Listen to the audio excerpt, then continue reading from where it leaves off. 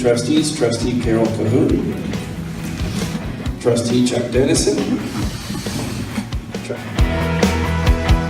Covering our dreams, learning from each other, we seek to understand, building our community.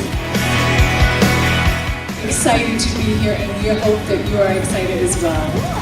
I will quickly note that the ceremony goes a little bit over time. The school district and the City of Coquitlam. It shows how our residents benefit when we work together. Board of Education are our many distinguished guests this evening.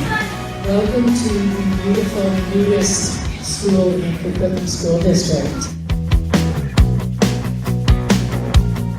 Well, for this, I'd really like to thank our district leadership team, Superintendent Garland, and the Board of Education who offered me the opportunity once in a lifetime to open up the building.